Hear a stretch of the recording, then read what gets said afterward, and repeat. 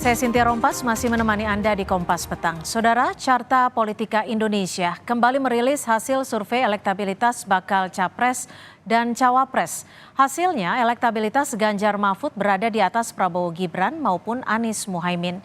Dari survei yang dilakukan pada 28 hingga 31 Oktober 2023 menyebut pasangan Ganjar Mahfud memperoleh 36,8%. Sementara pasangan Prabowo Gibran memperoleh 34,7% dan pasangan Anies Muhaimin memperoleh 24,3%. Berdasarkan survei yang melibatkan 2.400 responden ini, pasangan Ganjar Mahfud berada di angka 36,8%. Sementara pasangan Prabowo Gibran dan Anies Muhaimin berada di angka 34,7% dan 24,3%.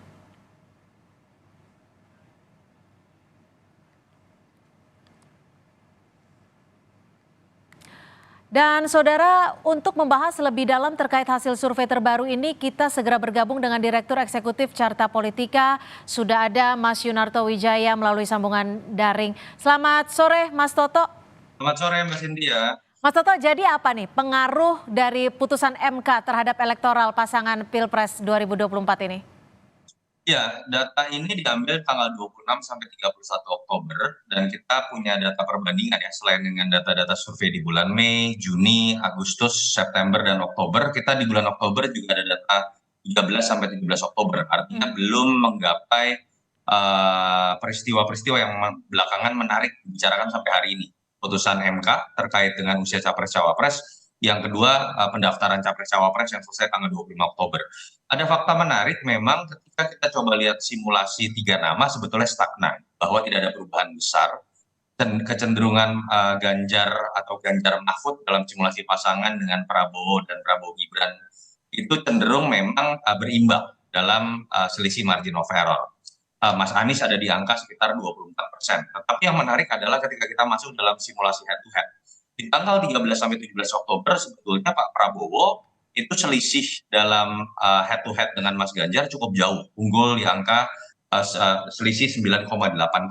Tetapi ketika kemudian kita lihat dalam data 26 sampai 31 Oktober, selisihnya mengecil menjadi 3,4%. Artinya ada korelasi linier dari data-data yang kita lihat dalam sosial media monitoring terkait dengan sentimen terhadap isu mahkamah keluarga atau isu politik dinasti. Ternyata betul bahwa keberadaan Mas Gibran di level persepsi itu menjadi bandul pemberat buat Pak Prabowo. Dan itu yang kemudian terjustifikasi dengan ketika simulasi head to head Pak Prabowo dari unggul di pasangan misalnya dengan Mas Gibran pun dari unggul 6,5% dalam selisih waktu 2 minggu karena isu yang sedemikian ramai ini selisihnya menjadi mengecil menjadi selisih hanya 2,9%. Itu yang menurut saya akhirnya jadi PR buat Pak Prabowo, suka atau tidak serangan-serangan atau kemudian opini negatif, dan itu bukan hanya dari lawan politik ya, tapi kalau kita lihat tokoh-tokoh dalam maklumat Juanda itu kan bukan pihak yang partisan, tapi pihak yang sekedar mempertanyakan kenapa politik dinasti dan potensi penyalahgunaan wewenang atau kekuasaan itu harus muncul pada masa Pak Jokowi. Ternyata itu berimplikasi negatif juga pada kekuatan elektoral dari Pak Prabowo. Oke, kalau dampak dari migrasinya keluarga Jokowi mendukung Prabowo Gibran, ini apakah berdampak juga kepada pemilih di Ganjar Mahfud dan juga Anies Muhaimin? Tadi itu kan satu kesatuan Mbak Cynthia, pilihan terhadap Gibran ini kan bisa dilihat sebagai satu kesatuan dari dukungan Pak Jokowi kepada Prabowo, lalu kemudian juga Kaisang dengan menjadi ketua umum PSI. Jadi bisa dilihat di sini sebetulnya betul endorsement Jokowi itu bisa berimplikasi positif kepada Pak Prabowo. Tetapi ketika endorsement ini ada pada tataran offside, menempatkan anaknya sendiri menjadi cawapres, dan melalui proses yang dianggap kontroversial berbau nepotisme, karena melalui gugatan MK yang ketuanya adalah ipar Pak Jokowi dan paman dari Mas Gibran sendiri, efeknya malah kemudian berbuah negatif. Jadi kalau berbicara mengenai survei September ke Oktober, Pak Prabowo itu meningkat.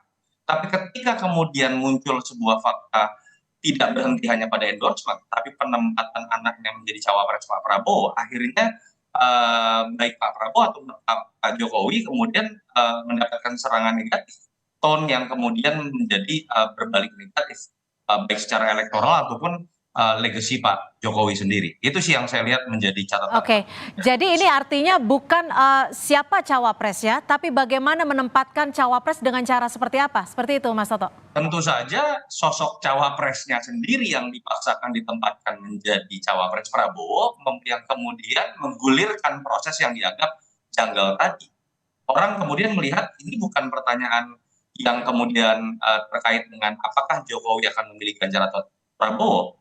Ternyata ketika ujungnya adalah menempatkan anaknya sendiri, orang melihat ini adalah pelanggaran kekuasaan yang kemudian dianggap merusak tatanan demokrasi, dan itu disayangkan malah lebih banyak oleh pemilih Jokowi yang dulu merasa mendukung Jokowi dikarenakan dia adalah simbol dari demokrasi yang sifatnya bottom up, tidak berbau nepotisme, tidak berbau dinasti, tidak berbau darah biru, tetapi yang ditampilkan dalam menjelang akhir masa jabatannya adalah situasi yang 180 derajat berbeda. Itu yang kemudian menjadi efek bumerang secara elektoral buat Pak Prabowo sendiri, termasuk kepada Mas Gibran. Setiap momen dalam politik berdinamika akan mempengaruhi. Kalau dari Mas Toto sendiri, besok kan MK akan memberikan keputusannya. Ini akan mempengaruhi lagi kah elektoral dari pasangan capres ini? Iya, kalau kita lihat kan pilihannya bisa kemudian pembatalan keputusan MK atau kemudian pemberian hukuman kepada hakim yang dianggap melanggar kode etik ya. Kalau kita mendengar sepertinya tidak mudah atau ruangnya sangat kecil untuk terjadinya pembatalan keputusan. Dan saya pikir kalau kita lihat dalam proses politik hari ini kan tim PKN dibentuk, Mas Gibran juga datang. Artinya mungkin akan lebih kepada hukuman etik. Andai kata pun ada hukuman. Apapun hukumannya, menurut saya tetap image negatif ini sudah terlanjur muncul, dan kemudian di level persepsi memang harus ada PR yang bisa diselesaikan oleh tim Pak Prabowo dengan Mas Gibran. Semoga tidak kemudian diselesaikan melalui intervensi kekuasaan berupa mobilisasi yang kita ketahui sangat mungkin dilakukan mengingat Pak Jokowi masih menjadi seorang presiden. Oke, berarti hal tersebut adalah faktor yang perlu diperhatikan juga oleh kubu Prabowo ya? Betul. Kalau ini kan juga ada wacana momen Gibran dikuningkan nih. Ini akan mengubah juga elektoral? Ya mungkin yang akan diuntungkan adalah Partai Golkar ya. Karena Partai Golkar ini kan minim sosok yang bisa menjadi endorser atau magnet elektoral. Keberadaan dari Mas Gibran tentu saja akan menguntungkan Partai Golkar dalam konteks image dianggap sebagai partai yang paling dipercaya oleh Pak Jokowi. Tapi kalau kita tarik lebih luas terkait dengan kontroversi isu majunya Mas Gibran, manuver politiknya, menurut saya ketika Gibran masuk ke Golkar, itu malah kemudian membuat semakin ironis image dari Pak Jokowi yang dulu kita harus ingat 2014 itu banyak didukung oleh sebagian kalangan karena mereka takut kembalinya Orde Baru yang saat itu direpresentasikan oleh Pak Prabowo. Tapi yang terjadi saat ini adalah Pak Jokowi memilih Pak Prabowo, lalu kemudian anaknya dimajukan sebagai cawapres sebagai bentuk politik dinasti. Oke. Dan anaknya dimasukkan oleh Pak Jokowi, tanda kutip atau direstui oleh Pak Jokowi ke dalam partai yang selama ini dianggap sebagai representasi dari Orde Baru. Menurut saya paripurna.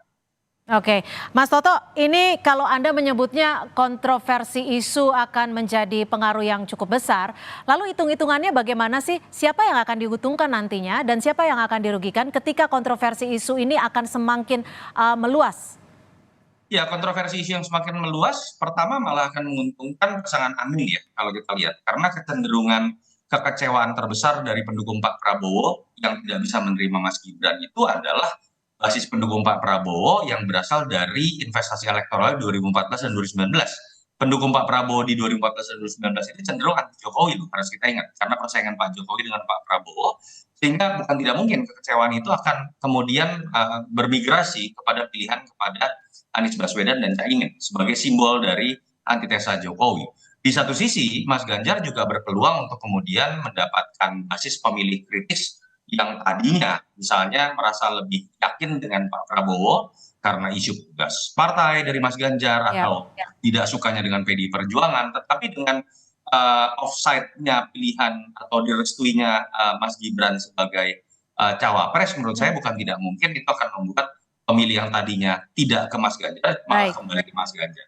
Baik, terima kasih Direktur Eksekutif Carta Politika Indonesia, Mas Yunarto Wijaya sudah bergabung bersama kami di Kompas Petang. Terima kasih, sama-sama.